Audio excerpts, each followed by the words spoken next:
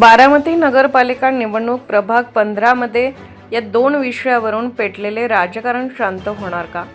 बारामती नगरपालिका निवडणुकीची तयारी जोरात सुरू आहे. नेहमीप्रमाणे पक्षीय उमेदवारांसोबतच यावेळी काही अपक्ष उमेदवारही निवडणुकीच्या रिंगणात उतरले असून प्रभाग क्रमांक 15 मध्ये विशेष लक्ष वेधून घेणारे वेगळे राजकारण पाहायला मिळत आहे. या प्रभागात असलेलं मारुती मंदिर आणि 19 वर्षाच्या कराराने दिलेल्या बाजारपेठेवरून येथील राजकारण पेटलं आहे. अशातच या दोन्ही विषयावर राष्ट्रवादीचे ज्येष्ठ नगरसेवक किरण गुजर यांनी स्पष्टीकरण दिलं आहे. त्यामुळे प्रभाग क्रमांक 15 मध्ये पेटलेलं राजकारण शांत होणार का याकडे सर्वांचं लक्ष लागलं आहे. मारुती मंदिर हटवण्याच्या चर्चेने राजकारणाला सुरुवात. गेल्या काही दिवसांपासून भिगवण चौकातील मारुती मंदिर हटवण्यात येणार असल्याच्या चर्चेला अचानक उधाण आलंय. ही चर्चा बाहेर येताच स्थानिक नागरिकांमध्ये मोठा संताप निर्माण झाला. या मुद्द्यावरून अनेक दिवस मोर्चे, आंदोलन, निवेदन आणि बैठका घेण्यात आल्या. मंदिर हटवू नये अशी मागणी तीव्र होत गेली. या वादात राज्याचे उपमुख्यमंत्रीही उतरले. त्यांनी या संबंधी टिप्पणी केल्याने हा मुद्दा अधिकच राजकीय रंगात आला. निवडणुकीत मंदिराचा मुद्दा प्रभावी या पार्श्वभूमीवर आता बारामती नगरपालिकेच्या प्रभाग क्रमांक 15 ची निवडणूक हा मंदिराच्या मुद्द्यावरच फिरताना दिसत आहे. व्यापारी वर्ग आणि स्थानिक नागरिक यांचा विशेष परिणाम जाणवत असून काल झालेल्या बारामती व्यापारी महासंघाच्या मेळाव्यात ज्येष्ठ नगरसेवक किरण गुजर यांनी प्रश्नावर थेट भूमिका मांडली.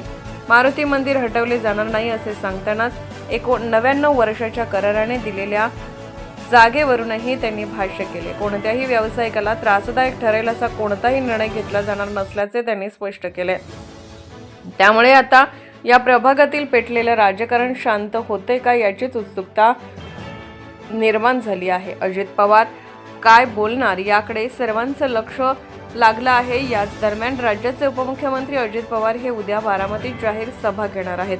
या सभेत ते मारुती मंदिर प्रकरणावर काय भूमिका मांडतात याची उत्सुकता नागरिकांमध्ये प्रचंड वाढली आहे. व्यापाऱ्यांमध्ये काही गोष्टी पसरवल्या जात आहेत. 99 वर्षाच्या करार असलेल्या प्लॉट काढून घेतली जातील आणि त्यात किरण गुजर यांचा मोठा हात आहे. माझा प्लॉट आहे का असा सवाल करून किरण गुजर यांनी 40 वर्षामध्ये आम्ही कोणाचं वाईट केलं नाही, अजितदादांनीही केलं नाही व किरण गुजरने देखील केलं नाही असं स्पष्ट केलं. खोटं बोलून लोकांची दिशाभूल कशासाठी करता असा प्रश्नही त्यांनी उपस्थित केला. बारामती नगरपालिकेच्या निवडणुकीत सांगितले की आपल्याला महत्वाचे काय आहे, तर या ठिकाणी अजितदादांनी दिलेले सर्व दिले तर हे शक्य होणार आहे. तुम्हाला असं कसं गेल्या महिन्यात 4 उमेदवार बोलत होते.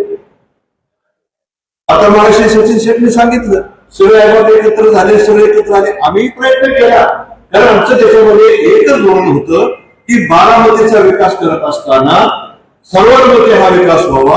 कोणालाही वेगळं त्या ठिकाणी विचार वाटतो. कारण काय म्हणतात कारण शेवटी सत्यात असणं आणि सत्यात नसतं हा विकास कामावर प्रक्रिया करणारा घटक पडतोच. अजितदादा असं कधी बघत नाही.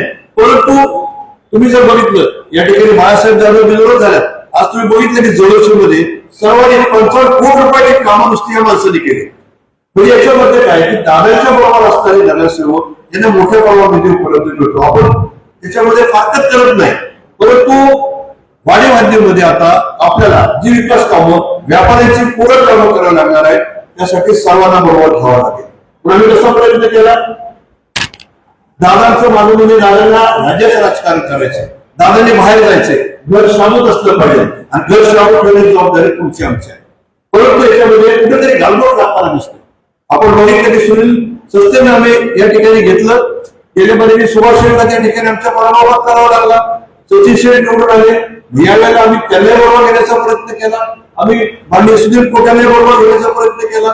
त्यांनी त्यांच्या बहिणीचं सीट दिलं. अजितदादाने ते मान्य केलं. मग जर अजितदादाने ते सीट मान्य केलं आहे राष्ट्रवादीच्या आहे कुटुंब शेवटी याचा विचार आपण व्यापारी वर्गाने करायचा की नेमका अजितदादा कुठे कमी पडले हा विषय तुमच्यासमोर मला सातत्याने मांडला स्वतःचा विचार प्रामाणिकपणे करावा अशी माझी विनंती आहे.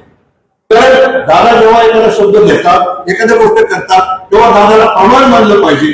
कारण हा मेसेज हा संपूर्ण महाराष्ट्रामध्ये दादाची उंची वाढवण्यासाठी कार्यक्रम होतोय असं मला या ठिकाणी असं वाटतं.